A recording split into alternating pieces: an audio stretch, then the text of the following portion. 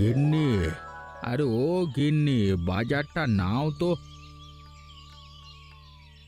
আজকে গরমটা যা পড়েছে না, হাটে টেকা যাচ্ছিল না। সে কি গো, তোমার ফিরতে এত দেরি হয়েছে কেন? এ কয়টা বাজার করতে এত সময় লাগে? আর বলো না গিন্নি, পথে চৌধুরী মশাইয়ের মেয়ে জামাইকে পেলাম। আহা, কি চমৎকার ছেলেটি! যেমন দেখতে সুন্দর, ব্যবহারও তত সুন্দর। আমাকে দেখেই বললেন, কাকা বাবু চা খেয়ে যান, ওর সাথে গল্প করতে করতে দেরি হয়ে গেল। চৌধুরীদের মেয়ে সুমনাকে তো লাট দেশে বিয়ে দিয়েছিল। আহা, কতদিন বাবার বাড়িতে মেয়েটা আসেনি, অবশেষে এত দূর থেকে আসছে তাহলে। আসবে কি করে? সেখানে মেয়ে জামাই চাকরি করে না, শাশুড়ি মারা যাবার সময় আসতে পারেনি, তাই শরবতের ছুটিতে ছুটে এসেছে। হ্যাঁ গো, এই শরতে সবাই তো বাবার বাড়িতে বেড়াতে যাচ্ছে, আমার মায়া আর জয়াকে আনবে না?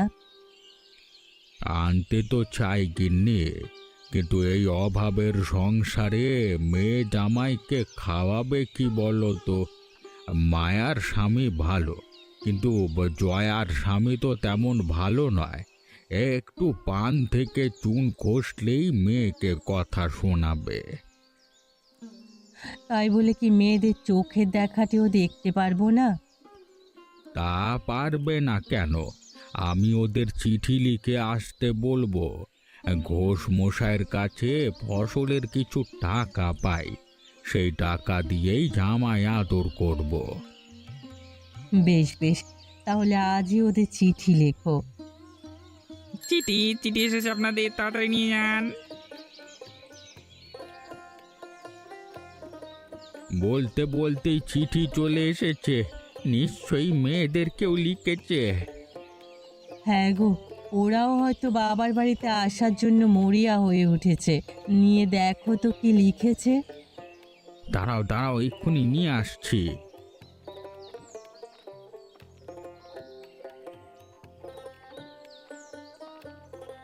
কার চিঠি গো, মায়া না জয়া? ওদের কারোরই নয়, লিখেছে মায়ার শ্বশুর মশাই। মায়ার শ্বশুর? হঠাৎ তিনি কেন চিঠি লিখলেন? কোনো বিপদ আপদ হয়নি তো? আগে থেকেই তো কিছু বলা যাচ্ছে না, দাঁড়াও পড়ে দেখি।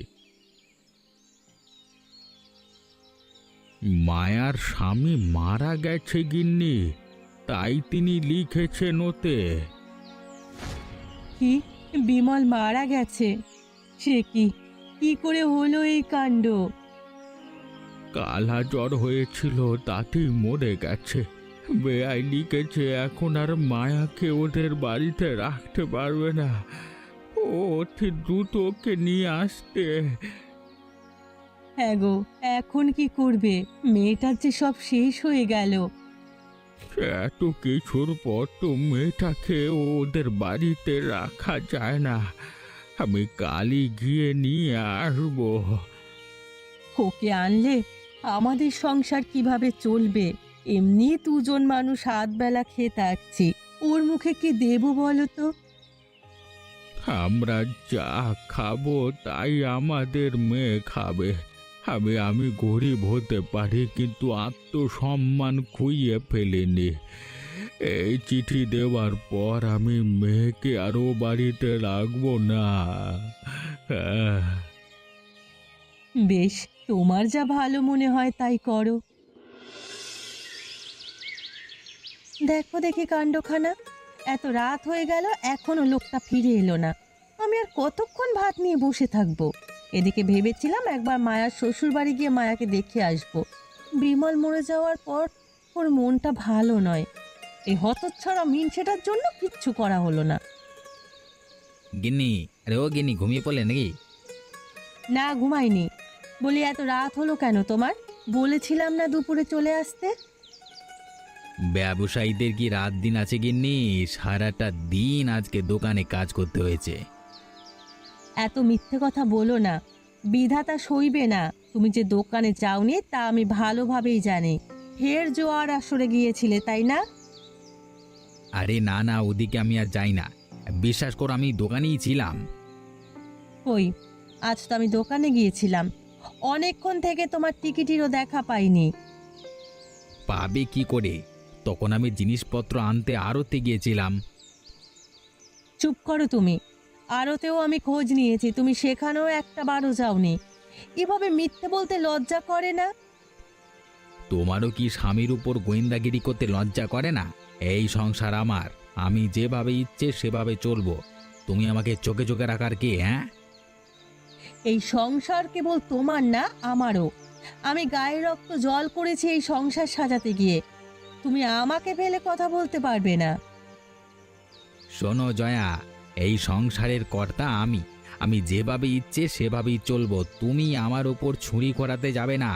আর যদি তেমন হয় তবে বাবার বাড়ি থেকে থাকো।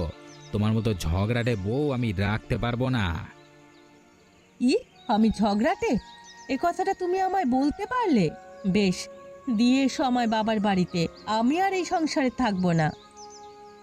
আমি দিয়ে আসবো কেন? তোমার যখন এত তেজ, তুমি যাও না। বেশ, তবে আমি কালই বাবার বাড়িতে যাব। যদি আমাকে আনতে গিয়েছো তবে তোমার জুতো পেটা করব। জুতো পেটা খাওয়ার শখ নেই। তোমাকে আনার থেকে নতুন একটা বিয়ে করলে বেশি শান্তিতে থাকতে পারবো যথেষ্ট। করো না বিয়ে, আমিও দেখব কোন মেয়ে এসে তোমার সাথে কতদিন থাকতে পারে। আমার কত বড় সর্বনাশ হলো বউ। মেয়েটাকে কত শখ করে বিয়ে দিয়েছিলাম, আর সে এত তাড়াতাড়ি বিধবা হলো। এত দুঃখ কোথায় রাখবো বউ আমি? এত দুঃখ করো না দিদি, বিধবা তো আরো মেয়েরা হচ্ছে, এ আর নতুন কি? কিন্তু ওর বয়সটা কত হয়েছে বলো? সারা জীবন তো ওকে বিধবা হয়ে থাকতে হবে। সবই কপালে লিখন, বুঝলে? তুমি আর আমি হাজার চেষ্টা করেও তা কন্ডাতে পারবো না। গিন্নি, আরে ও গিন্নি, তোমার মেয়েকে নিয়ে এসেছি। ওগো, তোমরা এসেছো? কোথায় আমার মায়াবতী, কোথায়? আয় আয় আয়, কি হয়েছে গো মেয়েটার? কি হলো? একেবারে পথের মেয়ে ছেলের মতো দেখাচ্ছে। ও মায়া, শ্বশুর বাড়িতে তোকে খেতে দেয়নি? ও বাচ্চা, তোর চেহারা এত খারাপ হলো কি করে? নিশ্চয়ই তোর ওপর ওরা অত্যাচার করেছে। তেমন কিছু নয় মা, ওর অসুখের এই কয়েকদিন জেগে থাকতে হয়েছে তো। তাছাড়া সংসারের সব কাজ আমায় করতে হয়। এতদিন পর আমি হাঁপ ছেড়ে বাঁচলাম। কি, তোকে দিয়ে ওরা কাজ করিয়েছে? কেন, ও বাড়িতে কাজের মেয়ে নেই? আগে ছিল, আমি যাওয়ার পর শাশুড়ি মা সব ছাড়িয়ে দিয়েছে। ওগো, তুমি এত শখ করে মেয়ে বিয়ে দিয়েছিলে, দেখো কি হাল হয়েছে আমার মেয়ের। আর কদিন ও বাড়িতে থাকলে ও মরে যেত। সব ওর শাশুড়ির দোষ। ওই আমার মেয়েটাকে দিয়ে এত কাজ করিয়েছে। আমার জামাইটা কেন মরলো? জমে কি ওই বুড়িটাকে দেখেনি? আহ গিন্নি, এত সাপ সাপান্ত করো না তো। পরকে অভিশাপ দিলে তো নিজের ওপরই আসে। গো দিদি ভাই, মানুষকে আর অভিশাপ না দিয়ে মেয়েটাকে নিয়ে ঘরে যাও। আমিও যাই, পাড়াপড়শিকে খবরটা দিতে হবে যে। এই যে শুরু হয়েছে ঢোল পেটানো, এখন মানুষের যন্ত্রণায় বাড়িতে আর থাকা যাবে না। চল মা, ঘরে চল, আগে কটা খেয়ে নে। আজ পাড়ায় গিয়ে বেলা ডুবালাম, এখন আমি বাসনপত্র ধোবো কখন না রান্না চড়াবো কখন? কি গো খুড়ি, আজ এত দেরি কেন? আমি তোমার জন্য অপেক্ষা করতে করতে কেবল ঘাটে এলাম। কোথায় ছিলে সারা বেলা? আর বলিস না বউ, গিয়েছিলাম গোপাল দাদার বাড়িতে। ওর মেয়ে জামাইটা মরে গেল কি না। সে কি, কার স্বামী মারা গেছে? জয়া নাকি মায়া? মায়ার স্বামী মরল। কেন, তোরা খবর পাসনি বুঝি? না গো পিসিমা, কদিন ধরে ও বাড়িতে যাওয়া হয় না। সেখানে গেলে নিশ্চয় জানতে পেতুম। তা মরল কিভাবে? কিভাবে আবার? কালা জ্বর হয়েছিল, তাতেই মরে গেল। কালা জ্বরেও আজকাল মানুষ মরে নাকি? এমনটা তো শুনিনি। এমন অপয়া মেয়ে স্বামী তাকে। কালা জ্বর তো কেবল একটা অজুহাত, আসলে বেচারা মরেছে ওই মেয়ের জন্যেই। তা ঠিক বলেছ, অপয়া ছাড়া এত অল্প বয়সে কেউ বিধবা হয়? মেয়েটা না গায়ে এলো, এবার না জানি কি সব বোনাস হবে।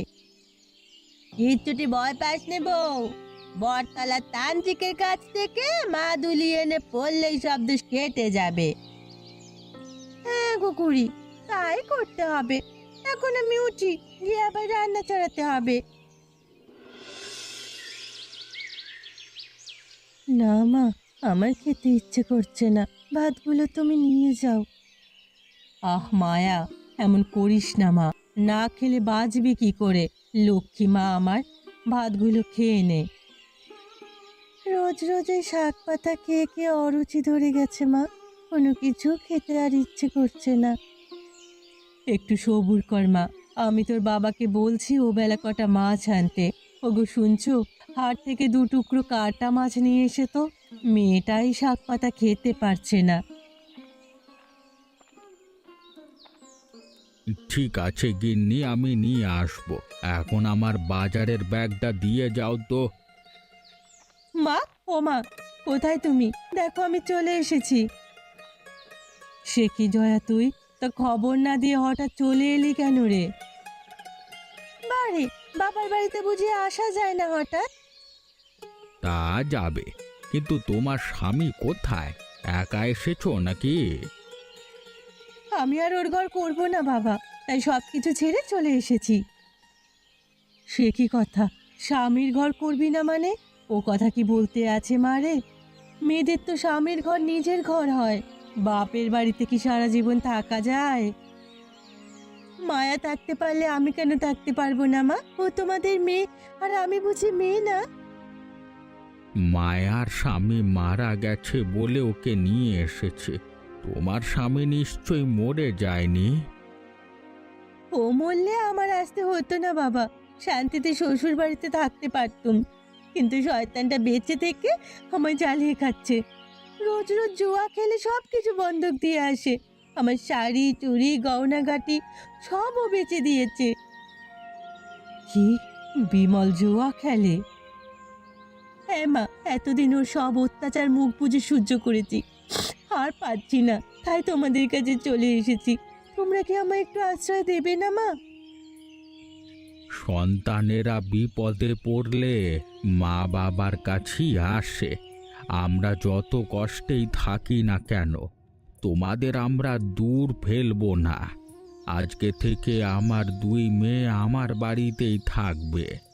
গঞ্জনা হয়ে অন্যের বাড়িতে থাকবার কোনো দরকার নেই। কিন্তু মানুষ কি বলবে? 2টো মেয়েকে বাড়িতে রাখলে নিশ্চয়ই নানা কথা উঠবে। ইস, মানুষের কথা শুনতে আমাদের বইয়েই গেছে। কেউ বলুক না আমার সামনে এসে, চুল ছিঁড়ে দেব। এখন বুঝতে পারছি স্বামীর ঘরে কেন তোর ঠাঁই হয়নি হতবাকি। এত মুখোরা হলে কি হয়?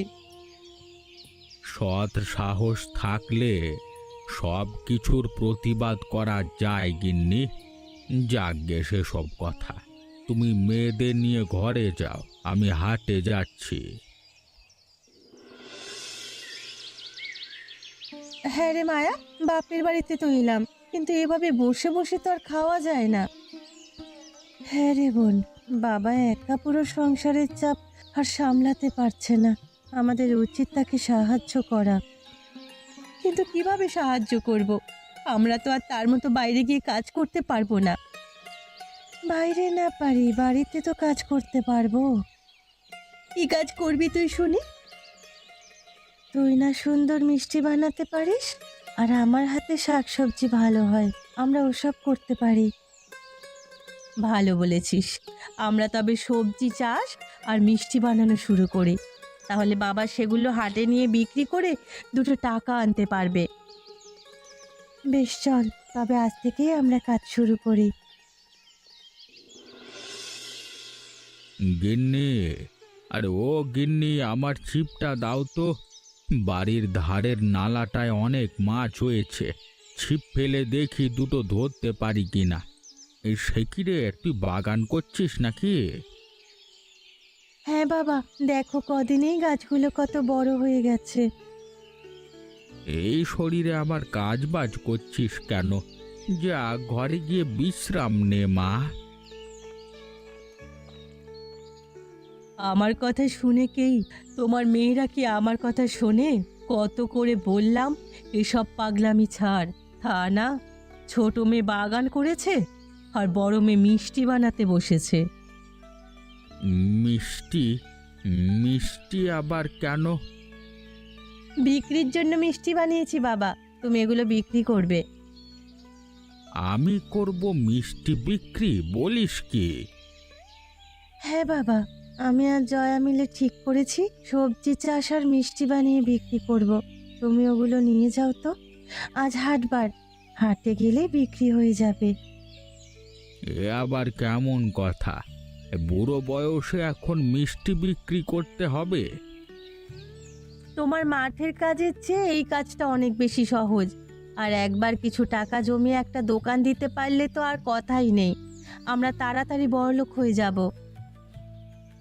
ওসব স্বপ্ন রাতে ঘুমিয়ে দেখাই সাজে, বাস্তবতা এত সহজ নয়। বেশ, একদিন তো বাবা গিয়ে দেখুক, যদি আজ বিক্রি ভালো না হয় আমরা আর মিষ্টি বানাবো না। ঠিক আছে, মিষ্টির ঝুড়িটা দে, আমি হাটে গিয়ে দেখি বেচতে পারি কিনা। বলছো কি করি? গোপাল কাকা ঝুড়ি নিয়ে হাটে গেছে? আরে, মেয়েগুলোর পাল্লায় পড়ে গোপালের নাম ডুবলো। এককালের এত বড় গৃহস্থ এখন পেরি করে মিষ্টি বেচে। তাছাড়া কি আর করবে বলো? আগে সে জমি জমাও নেই, সংসারে সচ্ছলতাও নেই, এছাড়া আর উপায় কি আছে? থাকবে কি করে? দুটো মেয়েকে পুষলে কি কিছু থাকে? হ্যাঁ গো খুড়ি, মায়ার না হয় বরমূল্য, কিন্তু জয়ার কি হয়েছে? ও চলে আসলো কেন? ওর বরে বিয়ে করেছে, শুনেছি নতুন বউ এসে ওকে বাড়ি থেকে তাড়িয়ে দিয়েছে। ও, এই কথা? তা কেমন মেয়ে ও, ভালোভাবে স্বামীর ঘর করতে পারলো না? তাহলে আর বলছি কি, দুটো মেয়েই অপয়া, স্বামী সংসারকে এখন বাপের মাথা খেতে এসেছে। যাকে করি, ওদের কথা রেখে আমার তরকারিগুলো একটু কুটে দাও তো, আমরা বাপু নিজের কাজ নিয়ে ব্যস্ত থাকি। পরে কি করলো তা জানবার কোনো দরকার নেই। হ্যাঁ বউ, আমি এসব পরনিন্দা পরচর্চা মোটে পছন্দ করি না, নিজের কাজ নিয়েই সারাদিন ব্যস্ত থাকি। হ্যাঁ রে, বাবা তো এখনো এলো না, তবে কি মিষ্টি বিক্রি হয়নি আজ? আসবে আসবে, হয়তো হাটে কোনো কাজে আটকে গেছে। মায়া, জয়া, কোথায় তোরা? ও বাবা, তুমি এলে? আমরা যে তোমার জন্যই অপেক্ষা করছি। হ্যাঁ গো বাবা, মিষ্টি সব বিক্রি হয়েছে? হ্যাঁ রে, সবাই মিষ্টির প্রশংসা করেছে, আরও বলল কালকে বেশি করে মিষ্টি আর সন্দেশ নিয়ে যেতে। কত টাকার বিক্রি হয়েছে বাবা? 2000 টাকা। 2000 টাকা? সে তো অনেক। হ্যাঁ রে, আমি 1000 টাকার জিনিসপত্র এনেছি কালকের মিষ্টি বানানোর জন্য, আর এই নে 1000 টাকা। সে কি বাবা, এটা আমাদের কাছে কেন? তোমার কাছেই রাখো না। এটা তোদের প্রথম আয়, দু বোনে ভাগ করে নে, কালকে তো মিষ্টি বানালে আরো টাকা পাবোই। বেশ, দাও তবে, এই টাকাটা রেখে দিই, বিপদে আপদে কাজে লাগবে। কি হলো কর্তা, খাচ্ছেন না কেন? কিছু তো একটা খান।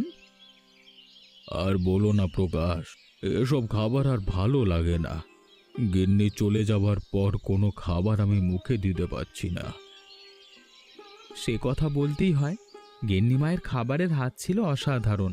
আহা, তার হাতে তৈরি সন্দেশ মুখে দিলেই মিলিয়ে যেত। ও প্রকাশ, আমাকে ঠিক তেমন সন্দেশ এনে দিতে পারবে? শুনেছি শহরের ময়রারা খুব ভালো সন্দেশ বানায়।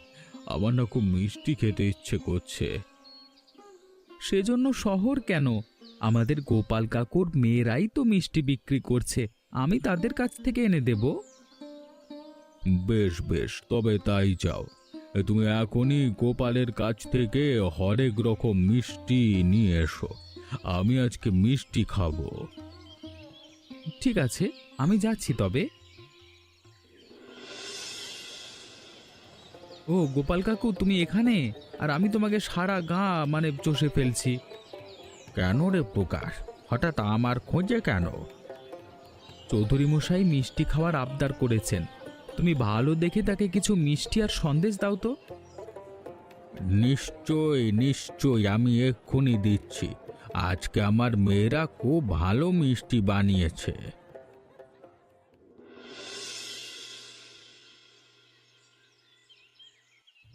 না হে প্রকাশ, মিষ্টিগুলো সত্যি অসাধারণ। আমার গিন্নি ঠিক এরকম মিষ্টি বানাতো। আর কটা সন্দেশ দেবো কর্তা? দাও দাও, আরো কয়েকটা দাও, খেয়ে খুব মজা পাচ্ছি। তা গোপালের দোকানটা কোথায়? একদিন ওর দোকানে গিয়েই খাবো। ওর তো দোকান নেই কর্তা, ঝুড়িতে করে হাটে বিক্রি করে। বলো কি, এত ভালো মিষ্টি ভেরি করে বিক্রি করে?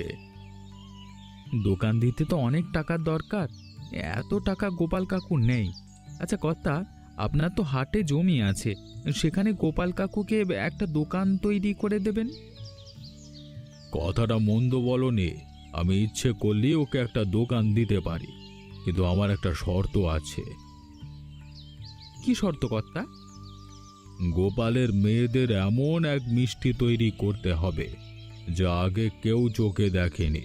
সেই মিষ্টি হবে এমন মজাদার যে দূর দূরান্তের মানুষ সেটি খেতে আসে। তাহলেই না আমার দেওয়া দোকান সার্থক হবে। বেশ, আমি তবে ওদেরকে গিয়ে বলবো, আশা করি ওরা তা পারবে। আপনি মিষ্টিগুলো শেষ করুন। এ তো অদ্ভুত আবদার। কেউ কখনো বানায়নি সেরকম মিষ্টি। বাজারে আছে নাকি? নেই দেখেই চৌধুরী মশাই বলেছেন যাতে এই এক মিষ্টি দিয়েই আমাদের গ্রাম বিখ্যাত হয়ে যায়। আমি আপনার কথা বুঝেছি, কিন্তু এরকম মিষ্টি বানানো খুবই কঠিন। নতুন ধরনের মিষ্টি যে সবার পছন্দ হবে সেটাও বলা কঠিন। আচ্ছা, এক কাজ করলে কেমন হয়? শাকসবজি লতা পাতা দিয়ে কোনো মিষ্টি বানালে তাকে নতুন ধারার মিষ্টি হবে। মায়া, ও মায়া, কচুটা নে তো মা, দেখ কত বড় হয়েছে ওটা। সে কি, এত বড় ওল কচু আমাদের বাগানে হয়েছে? হ্যাঁ রে, সেদিন যেটা লাগিয়েছিলি ওটাই এত বড় হয়েছে। পেয়েছি, নতুন ধরনের মিষ্টির কাঁচামাল পেয়েছি। কি পেলি মা? কি দিয়ে বানাবি? সেটা সময় হলেই বুঝতে পারবে বাবা। ও মা, উল কচুটা আমার হাতে দাও। আর আপনি গিয়ে রায়চৌধুরীকে বলবেন কাল সকালে আমাদের বাড়িতে তার নিমন্ত্রণ। কাল নানা পদের সন্দেশ তাকে আমরা খাওয়াবো, আর সবগুলোই হবে নতুন ধরনের, যা আগে কেউ চোখে দেখাতে দূর কল্পনাও করতে পারেনি। বেশ বেশ, আমি তবে যাচ্ছি, কালকে সময় মতো ওনাকে নিয়ে চলে আসব।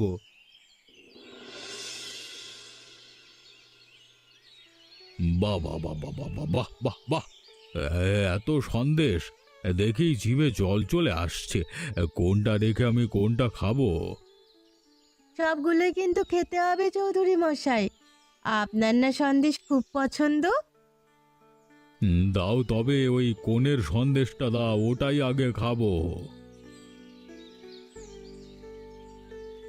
আহা, কি মজা খেতে, যেন অমৃত খাচ্ছি। আরেক পদ খাবেন চৌধুরী মশাই, এটাও খুব মজা হয়েছে। আরে, এটাও তো আরো সুস্বাদু হয়েছে। কি দিয়ে বানালে মা এই সন্দেশ? আগে ওলকুচু দিয়ে বানিয়েছি। ওলকুচু দিয়ে সন্দেশ বলো কি হে? হ্যাঁ চৌধুরী বাবু, জয়া ঠিক কথাই বলেছে। সবগুলো সন্দেশ আমরা ওলকুচু দিয়েই তৈরি করছি। আপনার পছন্দ হয়েছে এগুলো? হ্যাঁ মা, খুব পছন্দ হয়েছে। অনেক দেশ বিদেশের খাবার আমি খেয়েছি, কিন্তু তোমাদের এই সন্দেশের মতো মজাদার কিছু খাইনি কখনো। যাক, অবশেষে তাহলে কচু সন্দেশের জয় হলো। হ্যাঁ প্রকাশ, আমি এই সন্দেশকে এই গায়ের শ্রেষ্ঠ সম্পদ বলে ঘোষণা করছি, আর সেই সাথে গোপাল এবং তাদের মেয়েদের একটি মিষ্টির দোকান উপহার দিচ্ছি। সত্যি বলছেন চৌধুরী মশাই? আমার এখন থেকে আর ফেরি করে মিষ্টি বিক্রি করতে হবে না, দোকানে বসেই বিক্রি করতে পারবো। হ্যাঁ গোপাল, এসব হয়েছে তোমার জন্য। এতদিন যে পরিশ্রম করেছো, এখন তা সার্থক হয়েছে। সেই জন্যই লোকেরা বলে কেবল ছেলেরাই নয়, বাপ মায়ের মুখ মেয়েরাও উজ্জ্বল করে। আজ এই দুই মেয়ে না থাকলে তোমরা এত কিছু করতে পারতে না। আমাদের ছেলে নাই দেখে আফসোস হতো এক সময়, এখন আমার জয়া মাকে দেখে শান্তি পাচ্ছি। তারাই আমার সব, ওরাই আমার ভবিষ্যৎ। এই মেয়েরাই আমাদের সব। শেষ বয়সে ওরাই আমাদের দেখবে।